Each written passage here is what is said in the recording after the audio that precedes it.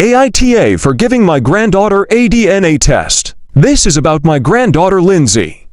Now Lindsay, 15, has it rough being middle child, and she looks different from her siblings. I truly was confused how she had blonde curly hair, while the rest of the family has dark hair. I thought genetics was being weird, and I love her. The issue came up when Lindsay told me her parents banned her from getting an ancestry test. I told my son and DIL that there was something fishy around her birth she needs to know. They denied it and told me to leave it alone. Now Lindsay is in high school and she went to her biology teacher. To put it bluntly, the teacher said it was odd for her to have some traits. She came to me distressed asking me to buy a DNA test, since she needs to know. Long story short, she is not her mother's kid.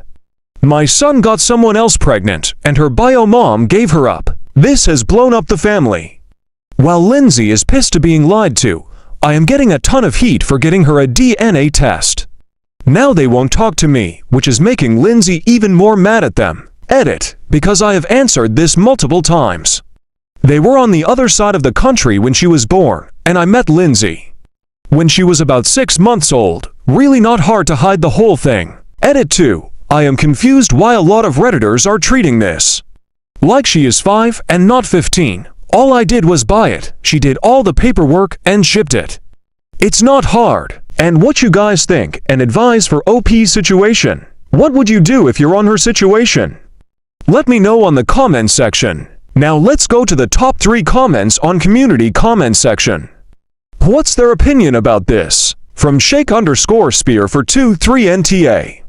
Your son and his wife suck for lying to her until she is 15 about something so important, and trying to keep lying to her even after she obviously started to question things. There are medical reasons a person might need to know what their genetics are not, and if you hadn't helped her, she would have found out some other way. At least this way she knows she has one friend, an ally, who will be honest with her, take care of each other during this difficult time. From Remembrance Earl. NTA people have a right to know their genetic heritage.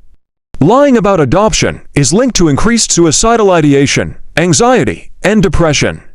You put her safety and comfort ahead of your son's preferences. My grandparents helped my parents lie to me about my adoption. And not only have I never forgiven any of them, I'm still in therapy over all of it. To answer some of the repeated nonsense here, parental rights do not have greater value than a child's right to access comprehensive medical care. And hiding an adoption does precisely that. Maybe some things, like a child staying healthy, should matter more than a parent's right to lie, gaslight, and manipulate their child as they see fit. From JRM1102 NTA.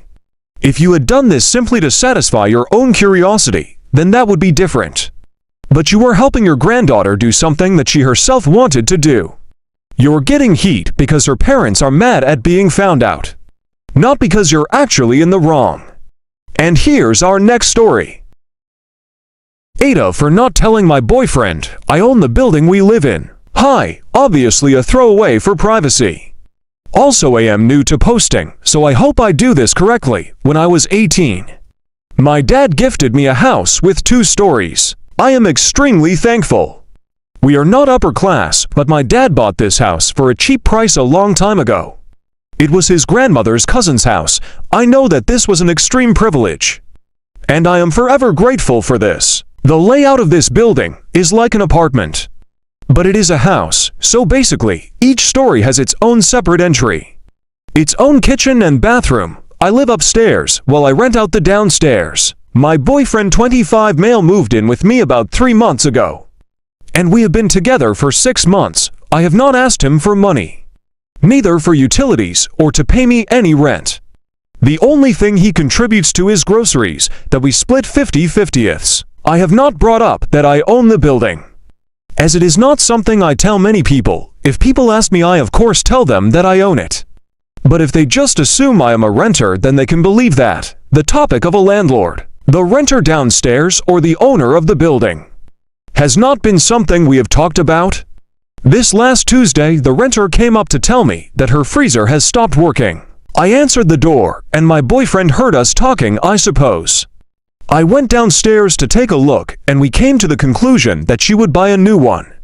Send me the receipt, and I would give her the money. She was very grateful for this solution. When I went upstairs, my boyfriend asked if it could be fixed. I told him no, but she was going to buy a new one, and I would pay for it. He looked at me like I was crazy and asked me why the hell I would pay for her freezer. I told him that because I am her landlord. And the freezer was there when she started renting, I would stand for the cost. He just asked me if I was serious, to which I said I was.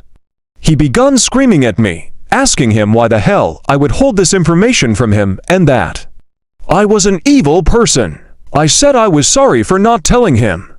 But I did not think that it would matter. He said he could not believe he was together with someone who is a landlord, that all of us just use people for money, and that the only thing we people care about is money and would rather have people be homeless than offering affordable rent. The downstairs is one kitchen, one bath, and for other rooms, I charge $500 in rent. I understand many people have had trouble with landlords, but I try my best to be a good one. He demanded that I give him 50% of the money I make from rent, or else I was just as bad as he thought. Was I really the asshole for not telling him? He has not talked to me since Tuesday, and I have tried telling him that I am truly sorry. But he doesn't answer me at all. Edit. Obligatory edit to add that. I certainly did not expect this to blow up the way it did. I have tried to read as much as I can. Thank you all for your advice and support. I have talked with him, and I will update later tonight, when I have time to process everything that went down and try to write it out as best as I can. For the people who was worried about my safety, I called my dad, who was sat outside in his car. When I talked with my boyfriend, and I am safe as of right now and hope it will continue that way. Thanks yet again to everyone. Needed to update posted. Sorry for the rushed update and weird writing. It is explained in my update as to why. Thanks yet again. And what you guys think and advise for OP's situation. What would you do if you're on her situation? Let me know on the comments section. Now let's go to the top 3 comments on community comments section. What's their opinion about this? From Lingjules, let me get this straight. He must not have offered to pay half of the rent, because then it would have come up and you would have told him, right? He is living with you rent-free, up to now. He thought you were paying the entire rent. On what planet does he deserve half of the tenant's rent money? Please reconsider this relationship. NTA. From Y comment Queasy NTA. Dump him. I know that's a common response on this subreddit. But this dude was happy to exploit you for free lodging. And now that he finds out you've got income, he wasn't aware if he wants half of it just cause, or else you're a big meanie. You do not owe him an apology, you owe him a kick in the rear. From Stonewall Brigade 21, he begun screaming at me, and that I was an evil person. He demanded that I give him 50% of the money I make from rent, or else I was just as bad as he thought. Lol, either this isn't real or your BF is a crazy asshole. Why would you want to date and live with someone like that? NTA, but get rid of this guy if he actually exists.